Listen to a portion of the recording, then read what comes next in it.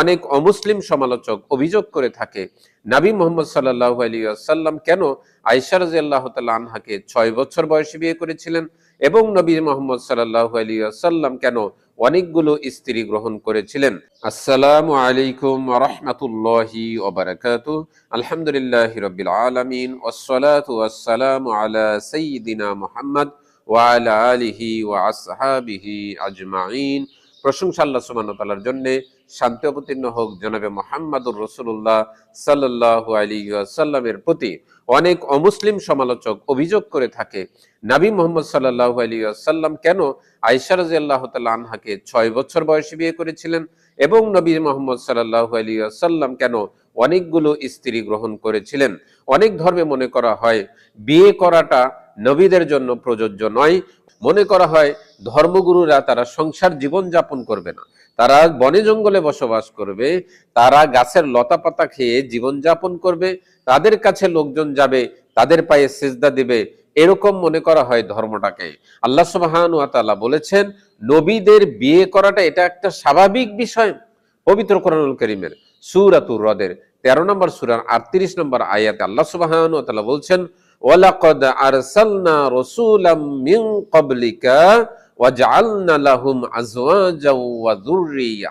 আল্লাহ সুবহানাহু ওয়া তাআলা বলছেন আপনার পূর্বে আমি যত নবীদেরকে প্রেরণ করেছি প্রত্যেকেই সংসার জীবন ছিল এবং প্রত্যেকের স্ত্রী এবং সন্তান ছিল। আল্লাহ সুবহানাহু ওয়া তাআলা বিয়েটাকে স্বাভাবিক বলছেন। আল্লাহ সুবহানাহু ওয়া তাআলা বলছেন সমস্ত নবীরাই বিবাহ করেছেন, বিবাহ নবুয়তের বিরুদ্ধে যায় না, বিবাহ করলে নবুয়ত চলে যায় না। অমুসলিম সমালোচকরা অভিযোগ করে থাকে আয়েশা রাদিয়াল্লাহু তাআলা আনহাকে কেন নবী সাল্লাল্লাহু আলাইহি সাল্লাম মাত্র 6 বছর বয়সে বিয়ে করেছিলেন। আয়েশা রাদিয়াল্লাহু তাআলা আনহা থেকে বর্ণিত হাদিসটি রয়েছে বুখারীর 5133 নম্বর।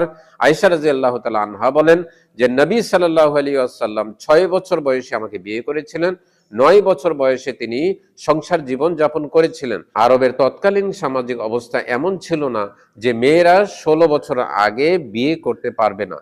তখনকার অবস্থা ছিল মেয়েরা শারীরিকভাবে এবং মানসিকভাবে যদি প্রস্তুত থাকতো তাহলে তারা বিয়ে দিয়ে দিতেন। ইসলাম নারীদের বয়স বিবেচনা করে না, শারীরিক এবং মানসিক প্রস্তুতি থাকাটাকেই গুরুত্বপূর্ণ মনে করে থাকে। আরো অভিযোগ করা হয় নবী মুহাম্মদ সাল্লাল্লাহু আলাইহি ওয়াসাল্লাম কেন একাধিক বিয়ে করেছেন, অনেকগুলো স্ত্রী গ্রহণ করেছেন। নবী মুহাম্মদ সাল্লাল্লাহু আলাইহি ওয়াসাল্লাম একাধিক বিয়ে করেছেন যেন ইসলামের দাওয়াতের কাজকে আরো এগিয়ে নেওয়া যায়।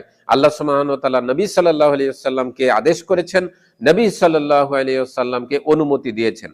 পবিত্র কোরআনুল কারীমের সূরাতুল আহজাবের 33 নম্বর সূরার 50 নম্বর আয়াতে আল্লাহ সুবহানাহু ওয়া তাআলা বলছেন ইয়া আইয়ুহান নাবিয়্যু ইন্না আহলালনা লাকা আজওয়াজাকা।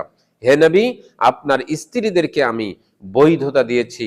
আল্লাহ সুবহানাহু ওয়া তাআলা অনুমতি দিয়েছেন রাসূল সাল্লাল্লাহু আলাইহি ওয়াসাল্লাম যেন তার দাওয়াতি কাজকে আরো এগিয়ে নিয়ে যেতে পারেন। এবং তখনকার সময় ছিল যুদ্ধকালীন অবস্থা, বিধবা নারীর সংখ্যা বেশি ছিল। নবী মুহাম্মদ সাল্লাল্লাহু আলাইহি ওয়াসাল্লাম বিধবা নারীদেরকে আশ্রয় এবং সুরক্ষা দেওয়ার জন্য তাদেরকে বিবাহ করেছেন। নবী সাল্লাল্লাহু আলাইহি ওয়াসাল্লামের বিয়ে করাটা ব্যক্তিগত ইচ্ছাধীন ছিল না। যদি ব্যক্তিগত ইচ্ছাধীন হতো তাহলে 25 বছর বয়স পর্যন্ত নবী সাল্লাল্লাহু আলাইহি ওয়াসাল্লামের মাত্র একজন স্ত্রী ছিলেন, তিনি হচ্ছেন খাদিজা রাদিয়াল্লাহু তাআলা আনহা।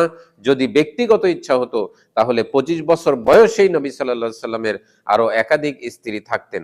অতএব প্রমাণিত হয় নবী সাল্লাল্লাহু আলাইহি ওয়াসাল্লাম ইসলামের দাওয়াতের কার্যক্রমকে বৃদ্ধি করার জন্য নবী সাল্লাল্লাহু আলাইহি ওয়াসাল্লাম একাধিক স্ত্রী গ্রহণ করেছেন এবং তৎকালীন সামাজিক অবস্থা বিধবা নারীদের সুরক্ষার জন্য নবী সাল্লাল্লাহু আলাইহি ওয়াসাল্লাম একাধিক বিয়ে করেছেন।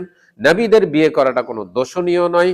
নবী সাল্লাল্লাহু আলাইহি ওয়াসাল্লাম একাধিক বিয়ে করেছেন, পূর্বে যত নবী এসেছেন তারাও কিন্তু বিবাহ করেছেন।